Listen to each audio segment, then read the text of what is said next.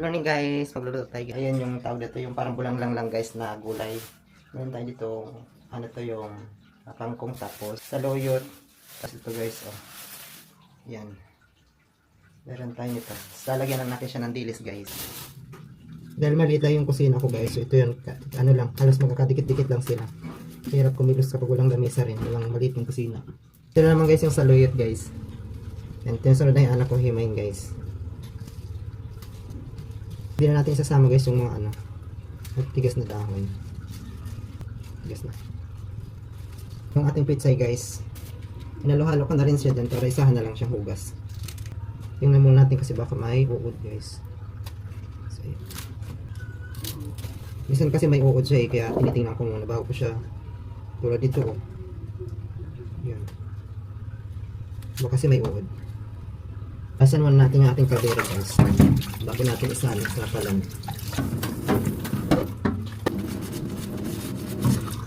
Natin yung iwanan natin yung sibuyas. Ito na guys yung bilis na binili ko kanina guys. So ang gagawin ko dito, hugasan ko muna siya bago ko siya ilalagay sa sa kaldero. Ito lang pinalagay ko dito guys, magkaroon ng lasa yung ating gulay. So ayan. Yan, sinugasan muna natin siya kasi galing sa palengke eh. Hindi mo alam kung anong may mga dumako ng mga langaw. So at least pag hinugasan, naglinis muna siya. Sandali natin guys yung ating gulay. Ayan na guys ah. Ito na niluto ko guys na parang style bulang lang na mga gulay lang. Sabaw lang, hindi ko na siya guys ginis ah. Halo-halo lang to.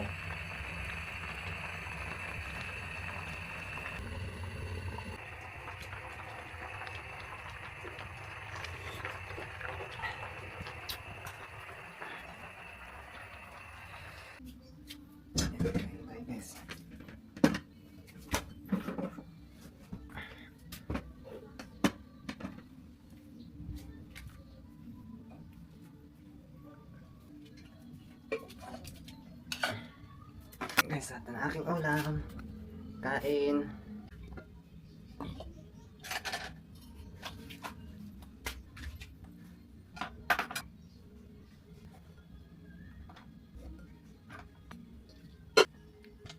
Sarap ng gulay guys.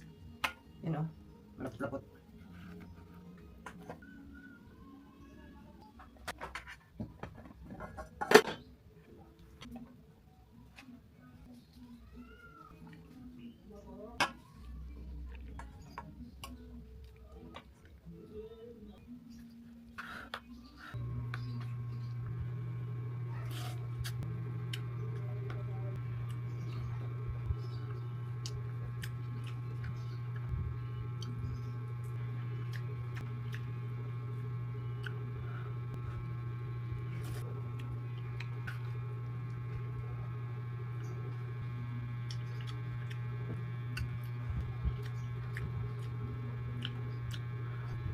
Bye guys.